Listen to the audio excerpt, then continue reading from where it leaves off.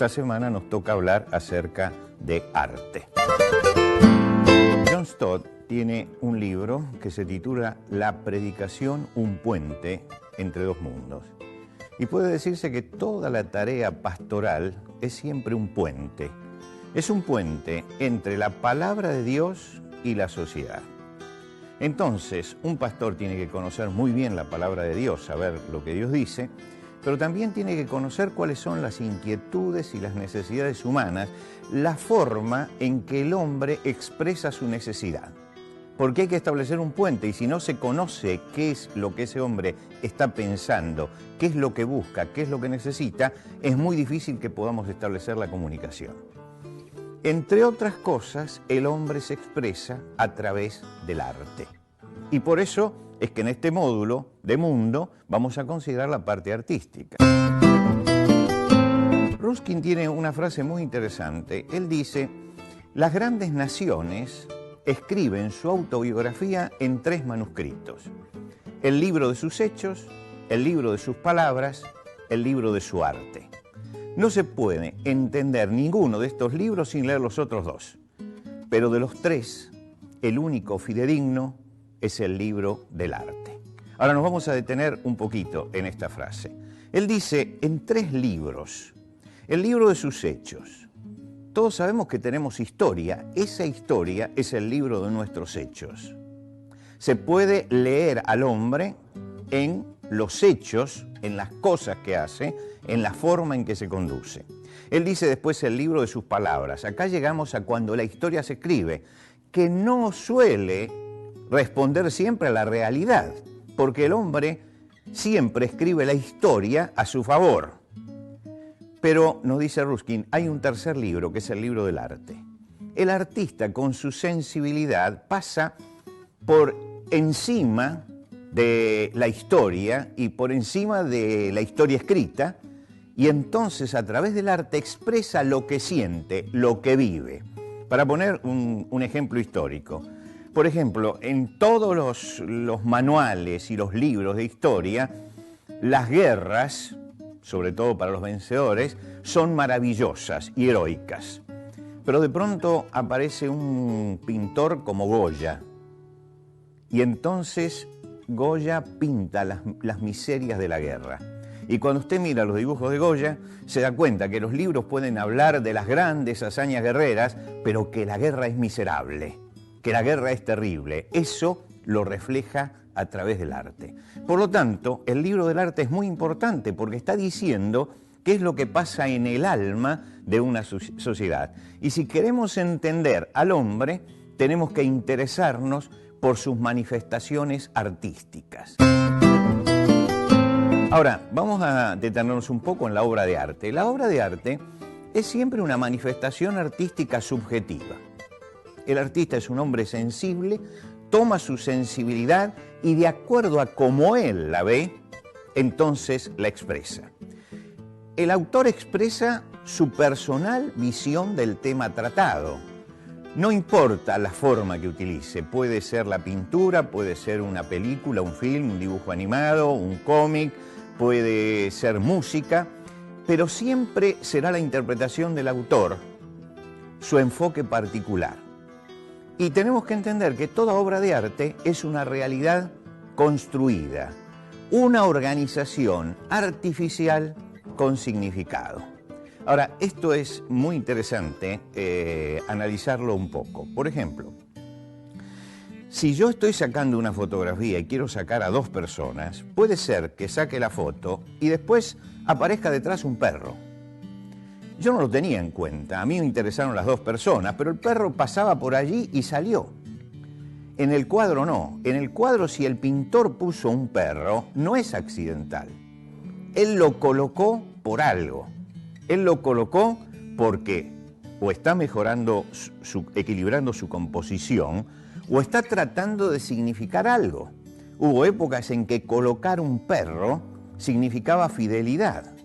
Entonces, el que leía en el cuadro sabía que ese perro estaba allí porque lo había puesto el autor. Era algo deliberado. En el arte no hay nada accidental, es todo deliberado.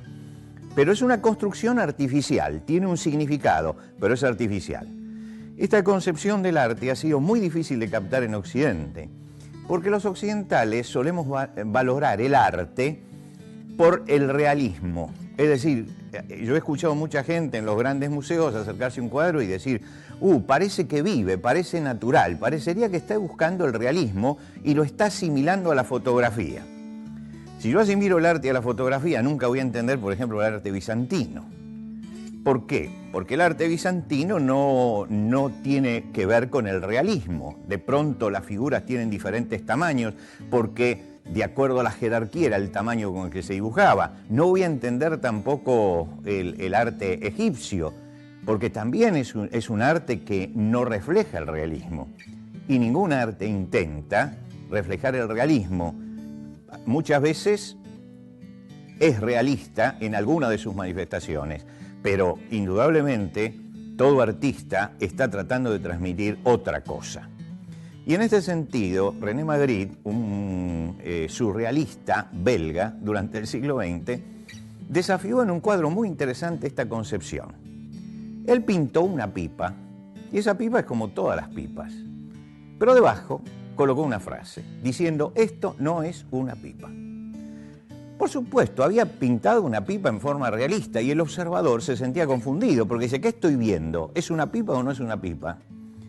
Lo que se proponía Magritte era que la persona diferenciara entre realidad y representación, para hacerlo sencillo.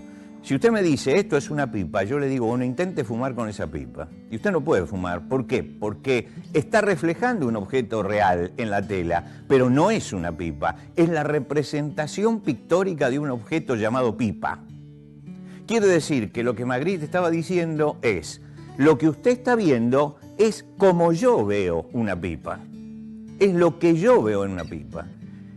En el análisis de una obra de arte, entonces hay que tener en cuenta la subjetividad, es decir, el artista está poniendo su visión de las cosas. La obra es la visión particular de un autor. Y en esto hay algunos autores interesantes, algunos pintores muy interesantes. En los tiempos anteriores a la fotografía, los reyes y la corte se retrataba llamando a un pintor para que hiciera un cuadro. Y cuando uno ve el cuadro se da cuenta cuál es la actitud del pintor. Si era un adulón, entonces mejoraba la cara del rey, lo mostraba tal cual era, lo mostraba mucho mejor de lo que era porque lo estaba adulando. Goya, por el contrario, pintaba a algunos con la cara que tenía y a veces pensamos que aún peor, porque tenía un tremendo desprecio por esa gente, pero indudablemente era un pintor cotizado, era un pintor importante y podía darse el lujo de ponerles la verdadera cara. Lo que quiere decir que siempre, aun cuando veo un retrato, es la visión subjetiva de quien lo pintó. Lo que plasma es una interpretación personal del tema elegido. Y esto vale para toda obra artística. Luego de la Segunda Guerra Mundial, Nikos Kazantzakis, el premio Nobel, escribe una obra que se considera la respuesta a la Segunda Guerra Mundial, que se llama Cristo de nuevo crucificado. Pero luego escribe otra obra. Él tenía profundas luchas espirituales y entonces escribe un libro que se llama La Última Tentación. Él dice en el comienzo de ese libro que la doble sustancia de Cristo, es decir, hombre y Dios, siempre fue para él un misterio profundo, impenetrable, y que el deseo apasionado de los hombres, tan humano y tan sobrehumano, de llegar hasta Dios, o más exactamente, de retornar a Dios para identificarse con Él, lo lleva, en medio de la angustia de su juventud, a tratar de indagar en esa doble naturaleza de Cristo. ¿Cómo funcionaba? Él ya nos está diciendo, mire, acá usted no va a tener una biografía de Jesucristo. Va a leer acerca de cómo entiendo yo que debía funcionar el asunto de la humanidad y la divinidad. El asunto de las tentaciones y de la resistencia a la tentación. Pocos años después, Scorsese lo transforma en película. Y cuando Scorsese lo transforma en película, lo titula La Última Tentación de Jesús. Pero él pone una advertencia al principio. Él dice, esta película no está basada en el Evangelio, sino en una exploración ficticia del eterno conflicto espiritual. Si usted no entiende esa frase, no va a entender toda la película y se va a enojar. Y causó un tremendo revuelo entre algunos círculos, sobre todo círculos católicos y cristianos, porque lo evaluaron equivocadamente, no como lo que realmente era. Y entonces lo comparaban con algunas películas escandalosas como Los Amores de Jesucristo, La vida de Brian, cuando realmente era una indagación. Estamos ante una obra de arte. Quiere decir que cada obra de arte está integrada a una cultura y expresa al autor, y expresa al tiempo del autor, y expresa el estado espiritual de una época. Por ejemplo, algunos se quejan de la música moderna porque dicen es demasiado estridente, hay exceso de percusión. Pero así es la sociedad de hoy. El artista no puede crear valses vieneses. ¿Por qué?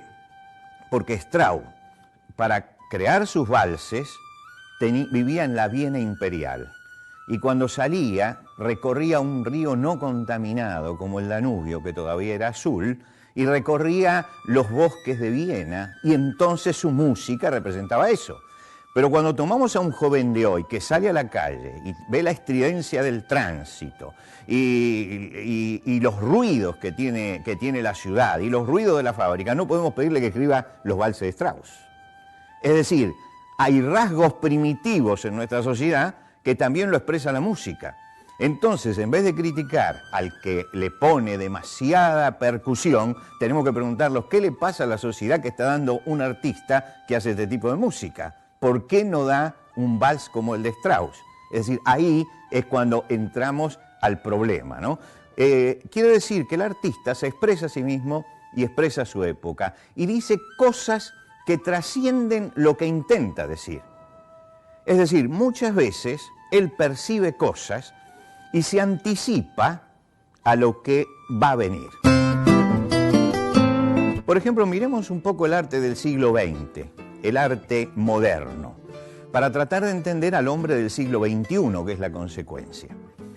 En el año 1907, el arte del siglo XX es conmocionado porque Pablo Picasso presenta un cuadro insólito, que se llama Las señoritas de Aviñón. Tan insólito que lo primero que hace es mostrárselo a sus pintores amigos. Y los pintores amigos lo vieron y le dijeron, mirá Pablo, lo mejor que podés hacer es ponerle una soga detrás y ahorcarte, porque este cuadro es intrascendente. Notablemente, Las señoritas de Aviñón hoy es considerado el cuadro más representativo del siglo XX. ¿Por qué? Porque es el primer cuadro que anuncia al cubismo, la visión de Picasso. Y vamos a detenernos un poco en este cuadro porque tiene mucho que decirnos acerca del pintor y acerca de la época. En primer lugar, ¿cuál es el tema central que Picasso pone en la tela? Las señoritas de Aviñón ni son señoritas ni es un puente Aviñón. Aviñón es la calle del pecado y las mujeres que están ahí son prostitutas. Lo que quiere decir que lo que está él poniendo es un prostíbulo. Eso está en el centro. Ahora piense usted, en la Edad Media en el centro se ponía el tema religioso. En el Renacimiento se ponía el tema religioso. Cuando llegamos al iluminismo se puso como centro la ciencia, el conocimiento y el hombre. Los valores cívicos durante la Revolución Francesa con Jacques-Louis David y sus cuadros de valores cívicos. Pero ahora resulta que estamos poniendo un prostíbulo en el centro. Él está percibiendo y anunciando la decadencia de Occidente. Lo primero que uno se fija es el tema y le dice, algo pasa en una sociedad que primero se dedicó en el arte a mirar lo religioso, después pasó al hombre y ahora pasa a las miserias del hombre. Algo le está pasando. El hombre está allí presente, pero está presente en su manifestación más baja. Por otro lado, cuando usted mira, las figuras se han quebrado, se han fragmentado. ¿Por qué? porque el hombre comienza a fragmentarse. Diversos planos están rompiendo la figura humana. Y cuando usted mira el cuadro dice, pero en estos cuadros de Picasso nada está en su lugar, ¿no? Porque donde tenía que estar una oreja y un ojo. Pero lo que pasa no es que nada está en su lugar, es que él está reflejando lo que le está pasando al hombre, que el hombre está perdiendo su unidad y está retrocediendo al primitivismo. Si usted mira con atención ese cuadro, es reconocible que hay algunas de las señoritas estas tienen caras que han sido copiadas del arte africano, de las máscaras africanas, que habían sido estudiadas a fondo por Picasso. Quiere decir que el artista percibe anticipadamente, y le vuelvo a recordar, esto fue en 1907, por su sensibilidad lo que va a suceder. Este cuadro, pintado en medio del positivismo y en medio del auge de que todo va bien y el optimismo de principio del siglo XX, faltan 7 años para la Primera Guerra Mundial, el hombre está viviendo el optimismo y él habla del retorno al primitivismo, de algo que se hizo rápidamente visible, la fragmentación del hombre. Está hablando de la ruptura que hay y de la bajeza que va a tener esta sociedad. Cómo se van a degradar los ideales y cómo van a quebrar los valores. 7 años después comienza la Primera Guerra Mundial, donde combatieron aproximadamente 65 millones de hombres, se utilizaron gases venenosos, por primera vez ametralladoras, lanzallamas, balas explosivas, se utilizó la aviación de guerra, mueren aproximadamente 13 millones de personas, muchos de ellos civiles, quedan inválidos, mutilados y enfermos 15 millones de personas, quedan aproximadamente 15 millones de viudas y de huérfanos. Bueno, lo que decía Picasso de que volvíamos al primitivismo estaba allí. La Segunda Guerra Mundial, del año 1939 al 1945. Mueren aproximadamente 50 millones de personas, quedan mutilados 40 millones de personas, mueren 6 millones en las cámaras de gas, se utiliza la bomba atómica y se destruye Hiroshima, Nagasaki, y en Hiroshima desaparecen instantáneamente alrededor de 100.000 personas. Queda destruida la 3/4 parte de la ciudad. Quiere decir que lo que dijo Picasso al principio, de que se volvía al primitivismo, de que el hombre se volvía salvaje, de que se iba a quebrar, se quebraban los valores humanos, era la realidad que se vivió. Porque en el siglo XX, si usted suma los muertos en la guerra de los 4 siglos anteriores, son menores a los muertos en la guerra del siglo XX. Y la música, pues la música fue acentuando el ritmo.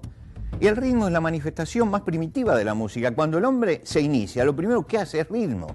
Después, a través de la evolución de la cultura, va alejándose para privilegiar la melodía y la armonía. Pero resulta que retrocede a ese primitivismo y empieza a privilegiar el ritmo.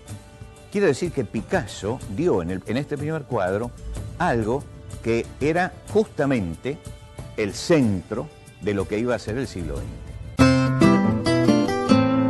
Pero lógicamente que Picasso fue evolucionando. Y en su evolución tiene un cuadro que, con todo respeto para los que han elegido La señorita de Aviñón como el cuadro del siglo XX, yo creo que este sí es el cuadro del siglo XX. En el año 1937, durante la Guerra Civil, un pueblo campesino, el pueblo de Guernica, la capital histórica vasca es Guernica, el 26 de abril de 1937 fue bombardeado por los nazis. Era un ataque a la población civil, es decir, los ejércitos, los aviones, tiraban bombas contra la población civil. Ese mismo año, Picasso, entre mayo y junio de 1937, pinta un cuadro monumental. Tiene 3,50 metros de alto por 7,80 metros de ancho. Lo pinta en blanco, negro y grises. Él explicó algunas cosas de este cuadro, por eso podemos hablar con seguridad de algunas de las cosas que este cuadro refleja. En primer lugar, la escena central es un toro que ha embestido a un caballo y que gira la cabeza para ver el desastre que ha hecho. Hay que recordar lo que significa el toro y lo taurino dentro del espíritu español y recordar que Picasso es de España. El toro era la brutalidad. Y el caballo es el animal de tiro que usa el pueblo para arar. Quiere decir que acá está la violencia contra la nobleza del pueblo que sufre. Así pinta él este suceso de Guernica. El toro se golpeó al caballo, el caballo gime, pero no puede defenderse. Debajo hay un hombre destrozado, con la espada rota, no tiene defensa, no sabe ni puede defenderse frente a esto. Ahora, lo interesante es que Picasso tiene un fondo religioso, porque fue criado en el catolicismo. Si tomamos el lado izquierdo, nos vamos a encontrar con que tiene la representación de lo que nosotros conocemos históricamente como la piedad. Solo que esta piedad es una piedad desesperada, es una mujer con un niño muerto en los brazos que está gritando hacia arriba, que está gritando y que no tiene consuelo. Si usted compara esta piedad con la piedad de Miguel Ángel, va a encontrar las tremendas diferencias. En la piedad de Miguel Ángel, la Virgen María tiene una serenidad y una tranquilidad a pesar de que tiene el cuerpo muerto de su hijo en los brazos. Pero acá no hay serenidad. No hay ni serenidad en el gesto ni serenidad en el rostro. Dos formas de vivir el dolor. Ahora, ¿por qué? Si vemos el lado derecho del cuadro, nos vamos a encontrar con que hay tres mujeres desesperadas. Recuerde usted las tres Marías. La desesperación total, la pérdida sin esperanza. Quiere decir que él toma, alrededor de la violencia, dos temas que tienen que ver con la fe cristiana. Por un lado, la piedad, y por el otro lado, las tres mujeres. La presencia agobiante del sufrimiento y el vacío espiritual hace que ellas estén gimiendo sin esperanza. Es decir, está mostrando un mundo violento, vaciado de lo espiritual, que lo único que le queda es el sufrimiento y la angustia. Pero tal vez lo más interesante del cuadro es que sobre el lado izquierdo, arriba, tenemos una lámpara. Está dibujada como si fuera un ojo, donde en la antigüedad se colocaba arriba el ojo de Dios mirando todas las cosas. Ahora hay una bombilla eléctrica, el ojo de la técnica que nos mira. Y fíjese usted el contraste. La técnica como una fuente dictatorial sobre la sociedad, la técnica mandando todas las cosas, y los hombres sufriendo sin esperanza. Hay un vacío espiritual tremendo. Y Picasso, que era un hombre incrédulo, sin embargo, tuvo que admitir en ese cuadro que había un vacío espiritual, que el hombre estaba gimiendo sin esperanza y que su Dios, que estaba allí arriba, era la técnica. Claro, después de Picasso va a venir el pop art. Y con el pop art, que es arte popular, eso es pop art, tal vez el mayor representante es Andy Warhol. Y entonces cambia la temática. Hasta ahora teníamos con Picasso la decadencia del hombre. Pero en este arte popular, los temas se sacan de la publicidad. Son objetos de consumo. Son presentaciones en serie con técnicas de la publicidad. Hay dos frases de Andy Warhol, hay muchas frases dignas de análisis, pero dos que voy a considerar hoy, que creo que son las frases que nos van a definir qué es lo que piensa Warhol. Él dice, comprar es mucho más americano que pensar, y yo soy el colmo de los americanos. Lo que quiere decir que él está hablando del mercado, y que él está entregado al mercado, y que la sociedad está entregada al mercado. Es un pintor que está viviendo en los Estados Unidos y está pintando el pop art. ¿Qué nos va a poner allí? Y nos va a poner eso que es el mercado. Cuando visitó Florencia, Florencia es el templo, la ciudad es el templo del Renacimiento. Donde usted va, se encuentra con el Renacimiento. Entonces allí hay obras de Miguel Ángel, de Leonardo, del Giotto, de todos los grandes pintores del Renacimiento. Le preguntaron qué es lo que para él era lo más notable de Florencia. Y él dijo, para mí lo más hermoso de Florencia es el McDonald's. Ahora, fíjese usted, ¿no es cierto? Él está diciendo que usted dice, no tenía sensibilidad. No, tenía sensibilidad. Lo que pasa es que él está mostrando cínicamente ¿Qué le está pasando a la sociedad? Entonces él pinta en serie. Pinta, por ejemplo, un cuadro con 2 latas de sopa Campbell. Después hace un cuadro con 6 latas de sopa Campbell. Después hace un cuadro con 200 latas de sopa Campbell. Es que eso es la sociedad, porque usted entra a un supermercado y se encuentra con eso, ¿no es cierto? Se encuentra con que el producto se repite. Y el arte está reflejando eso. Es el capitalismo triunfante. Él está mostrando todas esas cosas hasta que después llega a mostrar un cuadro con los dólares. Un dólar al lado de otro, de todos colores, pero todos dólares. Andy Warhol está diciendo, hemos llegado a comamos y bebamos que mañana moriremos. Compremos, ese es el sentido de esta sociedad. Fíjese, donde antes había figuras religiosas, después hubo también figuras mitológicas, después estuvo el hombre, después la decadencia y ahora está el dinero, el ídolo de la sociedad. Y vale la pena recordar una frase aquí de Antonio Gala. Dijo, esta sociedad ha cometido peor pecado que la de los israelitas al salir de Egipto. Ellos adoraron el becerro de oro, nosotros adoramos al oro del becerro. ¿Sí? Y esa es la adoración que tenemos en este momento. ¿A qué llega el arte moderno? ¿A qué llega el arte moderno? Estaba visitando el Museo de Arte Moderno de Nueva York, el MoMA, tal vez el Museo de Arte Moderno, uno de los más importantes del mundo.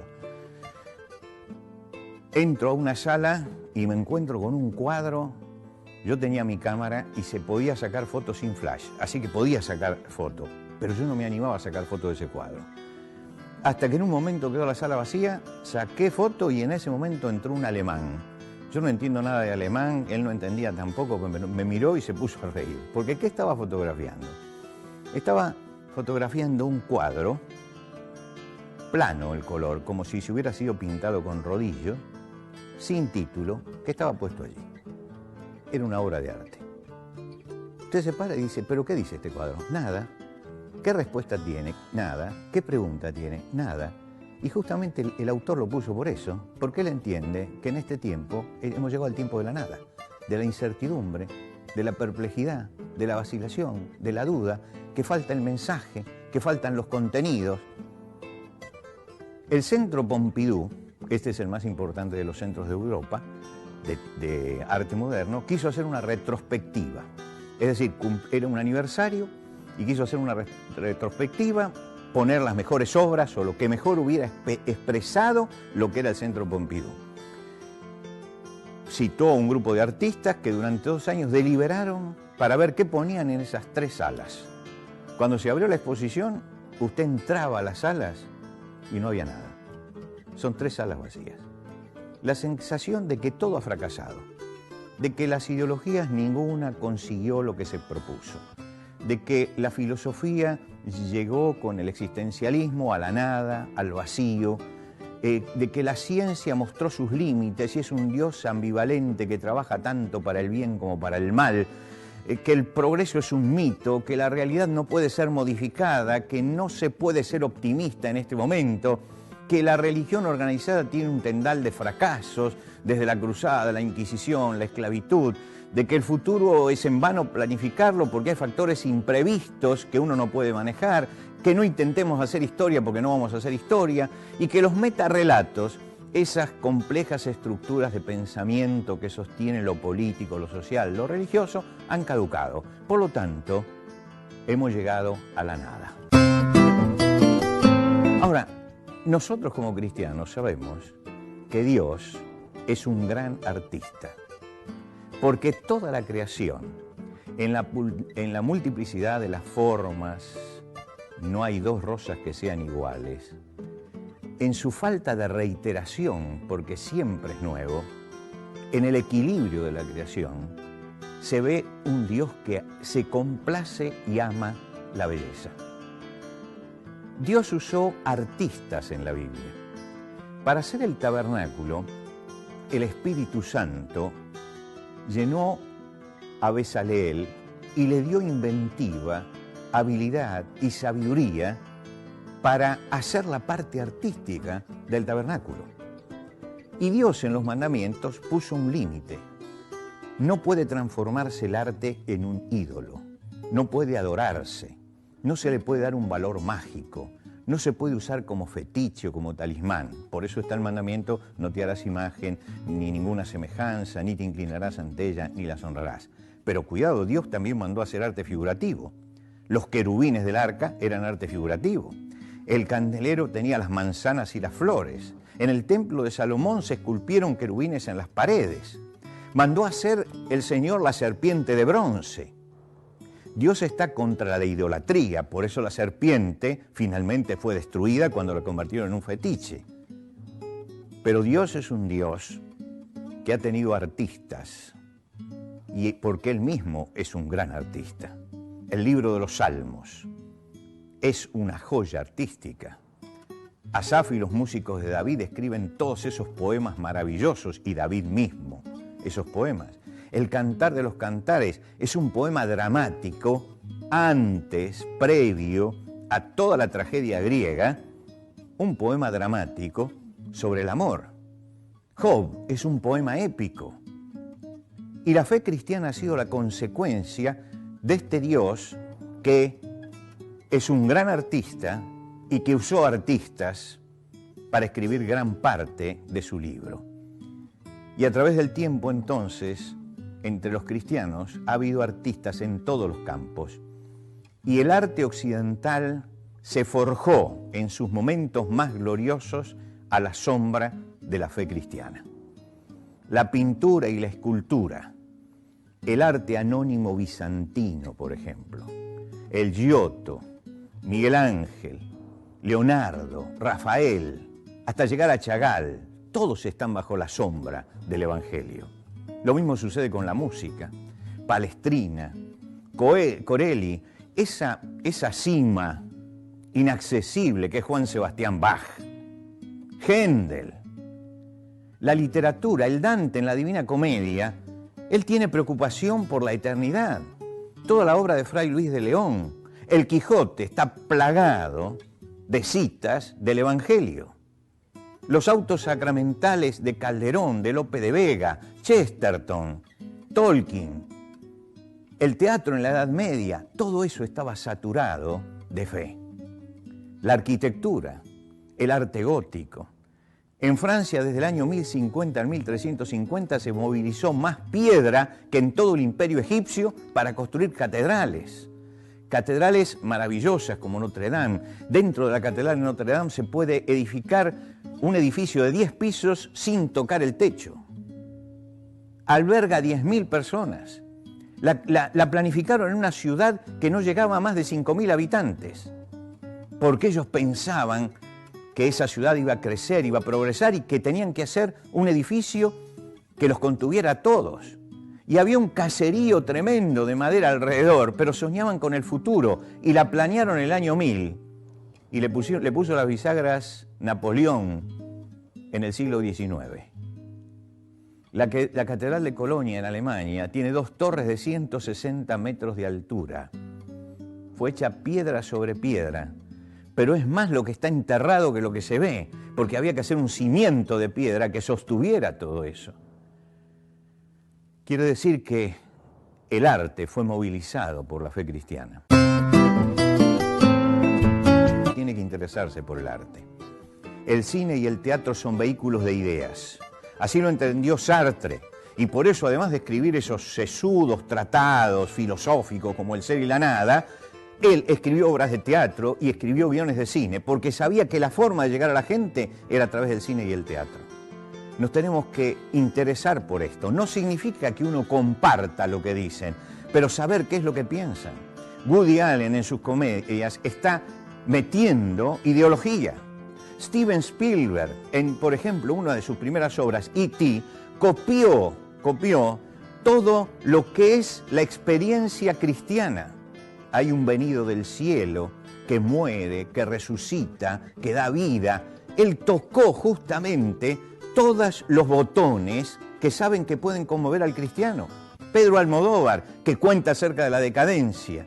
Es decir, cada uno de ellos da un mensaje que nosotros tenemos que conocer, desarrollando nuestro sentido crítico. Es decir, el que se sienta frente a una pantalla de televisión o se sienta a ver una pantalla de cine o al teatro, suspende su sentido crítico, cree lo que está viendo, por eso la gente va y llora, pero resulta que eso es artificial, totalmente artificial, pero suspendió el sentido crítico. Nosotros tenemos que no entregarnos totalmente, sino sentarnos y mirar para analizar cuál es el mensaje que están queriendo dar. ¿Por qué? Porque llevan multitudes y esas multitudes están siendo permeadas por ese mensaje. Y nosotros tenemos que contestar a ese mensaje. Y entonces eso es la herramienta que nos lleva a conocer el corazón de la sociedad. La literatura, Vargas Llosa, Gabriel García Márquez, José Saramago, Carlos Fuentes. Miren, cuando alguien me pregunta cómo puedo hacer para entender América Latina, sobre todo los europeos o los norteamericanos, yo le digo, mire, para entenderla no lea la historia, lea 100 años de soledad de García Márquez. Ahí está toda América Latina. Está sus sueños, está su fantasía, está sus desventuras, sus desgracias, sus luchas inútiles. Todo está sintetizado en una obra que no es histórica. Es una obra artística, pero refleja todo un continente.